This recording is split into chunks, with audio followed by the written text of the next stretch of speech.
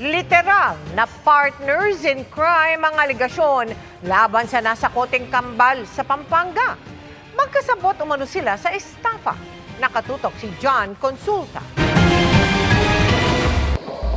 Walang taka sa makahiwalay na operasyon sa Pampanga, ang kambal na partners in crime din umano sa pang-iestafa.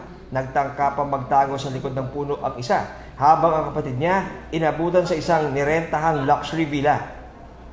Yung mga warrant na ito ay estafa cases din sa mga previous transactions din sa halos parehong mga klase ng business transactions. Background ng ating subject ayon sa aming pag-iimbestiga ay yung isa ay tumakbong mayor dati nitong nakarang eleksyon sa Baguio City at yung isa ay kakambal niya na parehas niya ding may kaso ng estafa doon sa Baguio City.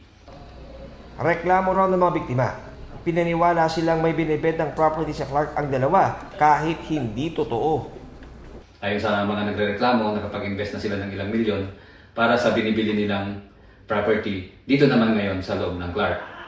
So, dahil dumadami yung mga nagrereklamo, ginawa itong priority ng ating butihing director na si Judge Jaime Santiago upang wala nang mabiktima pa. Sinusubukan pa namin kunin ang pahayag ng mga suspect. Nakakulong na sa NBI Pampanga ang magkapatid na inaresto habang patuloy na inaalam ng mga otoridad kung mayroon pang ibang mga kasabwat ang kambal na suspect. Para sa GMA Integrated News, John Consulta, nakatutok 24 oras.